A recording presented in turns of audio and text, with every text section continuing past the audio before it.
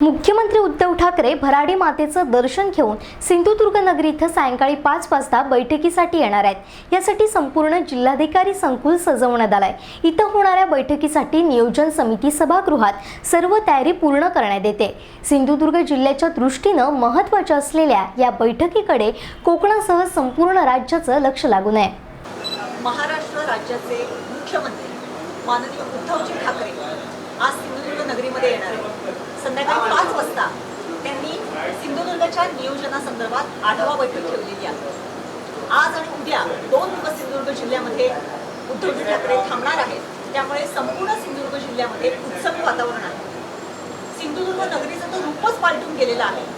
गेल्या 8 दिवसापासून जेव्हापासून समजलंय की उद्धवजी ठाकरे सिंधुदुर्ग नगरीमध्ये येणार आहेत तेव्हापासून सिंधुदुर्ग नगरीचा अक्षरशः कायापालट झालेला आहे। आता आपण उभे आहोत नियोजन समिती सभागृह, जे नवीन नियोजन समिती सभागृह केलेलं आहे ते एखाद्या लग्नाच्या हॉल सारखं सजवलेलं आहे। आपण बघताय माझ्या पाठी सुंदर अशा महिरपी केलेल्या आहेत, छानशा अशा रांगोळ्या काढलेल्या आहेत, स्वागताचे बोर्ड ठिकठिकाणी लावलेले आहेत। संपूर्ण नियोजन समिती सभागृहाचे हे जो रूप आहे तेच पूर्णपणे पालटून गेलेलं आहे। उद्धवजी ठाकरे इथे आज संध्याकाळी 5 वाजता नियोजन समिती सभागृहामध्ये सिंधुदुर्ग जिल्ह्याच्या संदर्भातली आढावा बैठक घेणार आहे।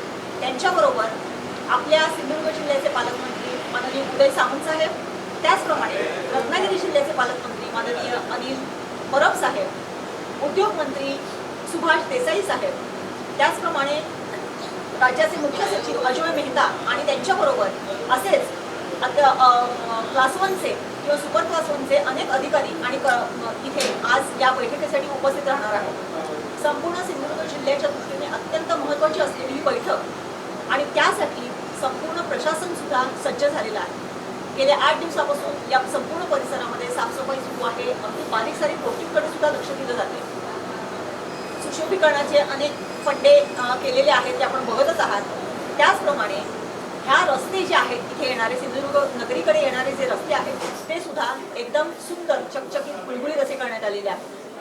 सिंधुदुर्ग नगरीच्या पोलीस परेड ग्राउंडवरती दुपारी 2:45च्या दरम्यान 3:30च्या दरम्यान उद्धवजी ठाकरे साहेब आंगणेवाडी भराडी देवीचं दर्शन घेऊन तिथे हेलिकॉप्टरने उतरणार आहेत आणि तिथून इथे नियोजन समिती सभागृहामध्ये त्यांनी ते सिंधुदुर्ग जिल्ह्यासंदर्भातली आढावा बैठक घेणार आहे। एकूणच हे सभागृह आणि काय केलेली आहे तयारी त्याचा आपण आढावा घेऊया, बघूया काय काय केलेलं आहे।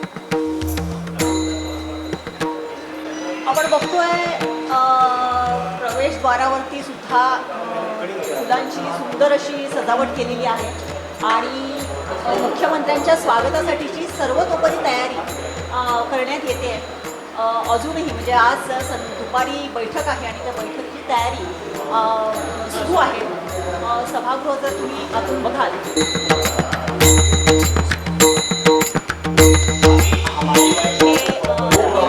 सभागृह आहे नवीन, तिथे एक हे लावलेलं आहे त्याच्यावरती सिंधुदुर्ग जिल्ह्याची आणि संपूर्ण माहिती दिली जाते। एकूणच सभागृहामध्ये काय काय तयारी आहे किंवा काय आहे त्याचं आपण इथे बघतोय। इथे बैठक व्यवस्था केलेली आहे चांगली अशी। आंगणेवाडीच्या भराडी देवीची यात्रा आहे। संपूर्ण मुंबई, बेळगाव, गोवा परिसरातून इथे भाविक आलेले आहेत। आज वर्किंग डे आहे आणि सिंधुदुर्ग नगरीमध्ये सुद्धा सर्वसामान्य नागरिक हे आपल्या कामासाठी इथे उपस्थित राहत आहेत, येत आहेत। आता जसजसे 11, 11:30 अशी वेळ होईल तसतसे जिल्ह्याच्या ठिकठिकाणाहून इथे नागरिक आपल्या कामासाठी येत असतात। आपल्याबरोबर असेच एक नागरिक आलेले आहेत। काका नमस्कार, तुम्ही कुठून आलात? तालुका सावंतवाडी आरोसवरून आलेत, काय कामासाठी आलेलात का? बरं, आज इथे सिंधुदुर्ग नगरीमध्ये मुख्यमंत्री येणार आहे, तुम्हाला काय माहिती आहे का?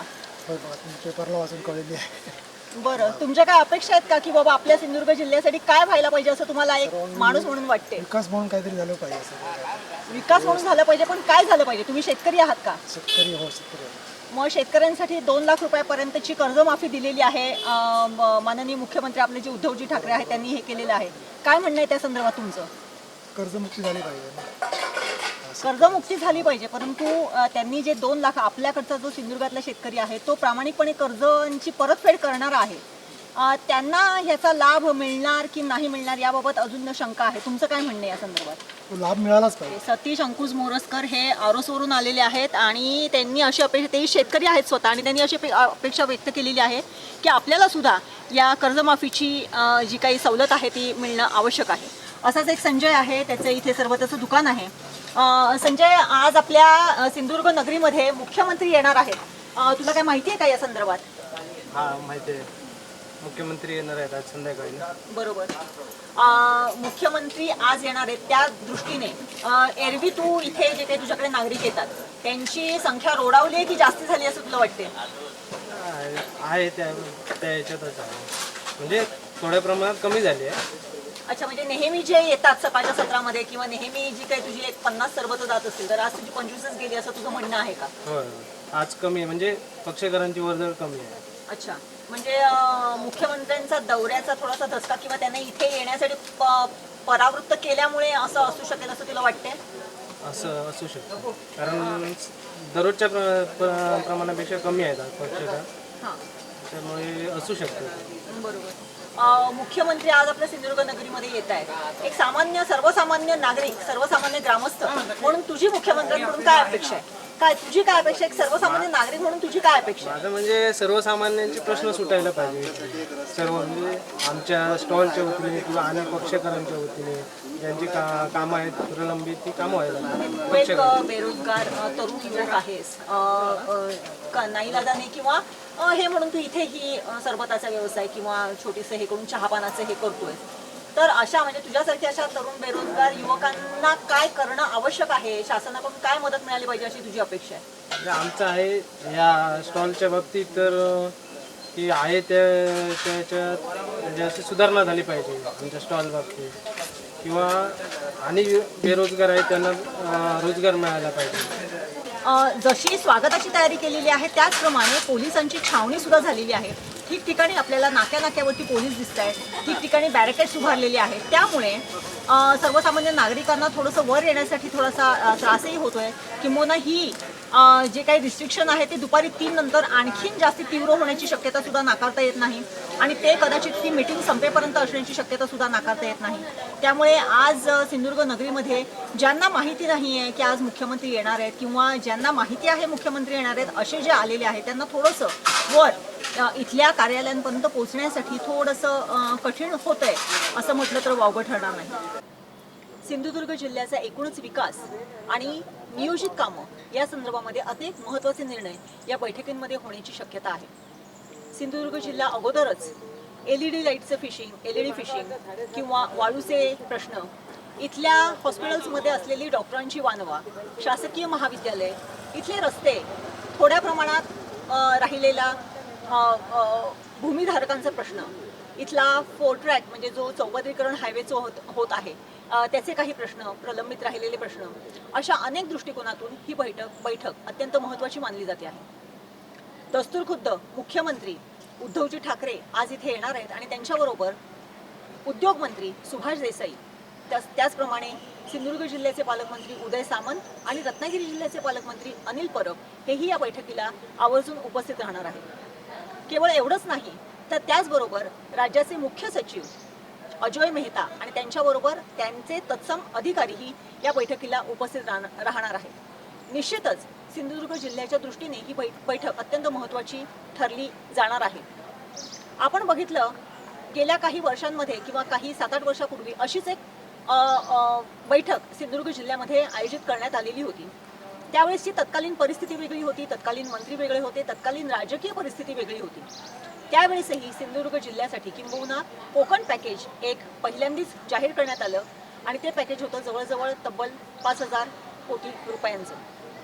त्या पॅकेजमधल्या काही गोष्टींची पूर्तता झाली, काही गोष्टींची पूर्तता झाली नाही, किंबहुना काही गोष्टी पूर्ततेच्या मार्गावर आहेत असं जर आपण गृहीत धरलं तर हा जो गेल्या काही वर्षांमध्ये कोकण पॅकेजच्या अंतर्गत जी काही कामं झाली त्याचाही आढावा कदाचित या बैठकीमध्ये घेण्यात येईल अशी शक्यता नाकारता येत नाही. एकूणच गेल्या पावसाळ्यामध्ये झालेली अतिवृष्टी, त्या अतिवृष्टीच्या पार्श्वभूमीवरती राज्यामध्ये शेतकऱ्यांसाठी अनेक चांगले असे निर्णय घेण्यात आले. त्यातील एक महत्त्वाचा निर्णय होता तो म्हणजे 2 लाखांपर्यंतची कर्जमाफी. परंतु सिंधुदुर्ग जिल्ह्यामधील शेतकरी हे अत्यंत प्रामाणिक आहेत आणि त्यांचं कर्ज परतावा हा सुद्धा अत्यंत नियमित आहे. मग अशा प्रामाणिक शेतकऱ्यांना शासनाकडून काही मदत होणार का, हा देखील प्रश्न या बैठकीमध्ये चर्चेला जाण्याची शक्यता आहे. सिंधुदुर्ग जिल्ह्यातील शेतकरी आहेत, त्याचप्रमाणे इथला मच्छीमार समाज जो आपल्या जिल्ह्याचं फार मोठं एक घटक आहे.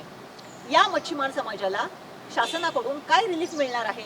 LED फिशिंग म्हणा किंवा पर्ससिंग नेट धारक म्हणा, यामुळे स्थानिक मच्छीमारांना होत असलेला त्रास आणि त्यावरती उपाययोजना, यावर काही कडक निर्बंध, कडक धोरणं, ध्येय धोरणं काही आखली जातील का, हा देखील प्रश्न या बैठकीमध्ये चर्चेला जाण्याची शक्यता आहे. सिंधुदुर्ग जिल्हा हा सर्वात प्रथम जाहीर झालेला पर्यटन जिल्हा. गेल्या 25 वर्षामध्ये पर्यटनाच्या संदर्भामध्ये अनेक गोष्टी बोलल्या गेल्या, अनेक गोष्टी केल्या गेल्या, परंतु सिंधुदुर्ग जिल्हा पर्यटनदृष्ट्या सक्षम म्हणून अद्याप सक्षम झालेला नाही, ही वस्तुस्थिती आहे. आणि त्याच अनुषंगाने आज पर्यटनाच्या संदर्भातली सुद्धा महत्त्वपूर्ण बैठक या नियोजन समिती सभागृहामध्ये घेतली जाणार आहे. पर्यटनासंदर्भात घेण्यात आलेली कामं आणि त्याची पूर्तता आणि भविष्यामध्ये काय केलं जाणार आहे या संदर्भामध्ये या बैठकीमध्ये चर्चा होईलच. परंतु आज सिंधुदुर्ग जिल्ह्याला गरज आहे ती ठोस निर्णयांची. पर्यटनाच्या अनुषंगाने येथील पर्यटन वाढीस लागावं त्या अनुषंगाने आणि येथील पर्यटनाला चालना मिळावी त्या अनुषंगाने अत्यंत चांगली पावलं उचलली जाणं अपेक्षित आहे. दस्तूरखुद्द मुख्यमंत्र्यांचे चिरंजीव आदित्य ठाकरे हेच पर्यटन मंत्री आहेत आणि निश्चितच त्या दृष्टीने सिंधुदुर्ग जिल्ह्यातील पर्यटनाला चालना मिळेल अशी येथील स्थानिकांची किंवा येथील नागरिकांची अपेक्षा आहे. त्याचप्रमाणे सिंधुदुर्ग किल्ला जो महाराष्ट्राचं भूषण नाही तर संपूर्ण भारताचं भूषण आहे, त्या सिंधुदुर्ग किल्ल्याची होत असलेली वाताहत त्या संदर्भामध्ये मुख्यमंत्री साहेब ठोस निर्णय घेतील का, याबाबतही आजच्या बैठकीकडे सगळ्यांचं लक्ष लागून राहिलेलं आहे. रस्ते, पाणी, वीज हे विकासाच्या दृष्टीने ओघाने येणारे प्रश्न असतात, परंतु मच्छीमारांचे प्रश्न, किल्ल्यांचे प्रश्न, येथील नागरिकांचे काही जेन्युइन प्रश्न, त्याकडे लक्ष कोण देणार? आणि त्या दृष्टीने आज या बैठकीमध्ये 100% काही निर्णय होतील अशी शक्यता नाकारता येत नाही. या जिल्ह्यातील जे स्थानिक आहेत, या जिल्ह्यातील जे उद्योजक आहेत, त्यांना सुद्धा उद्योगांच्या दृष्टिकोनातून म्हणा किंवा त्यांना काही सबसिडीच्या दृष्टिकोनातून म्हणा, उद्योग मंत्री सुभाष देसाईंकडून काही घोषणा होतील का, इथे सुद्धा सर्व जिल्ह्याचं लक्ष लागून राहिलेलं आहे.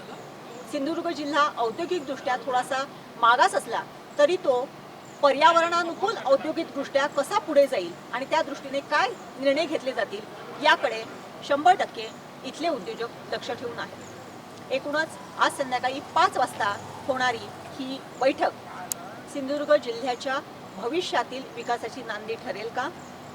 आणि तसं असेल तर या मुख्यमंत्र्यांकडून सिंधुदुर्ग जिल्ह्यासाठी काय घोषणा केल्या जात आहेत हे बघणं निश्चितच औत्सुक्याचं ठरेल. कॅमेरामन साबाजी परबसह मी देवयानी वरसकर, सिंधुदुर्ग नगरी. कोकणातल्या ताज्या घडामोडी सर्वप्रथम पाहण्यासाठी सबस्क्राईब करा कोकणचं महाचॅनल सिंधुदुर्ग लाईव्ह यूट्यूब चॅनल आणि ताज्या घडामोडी पाहण्यासाठी बेल आयकॉनवर क्लिक करा.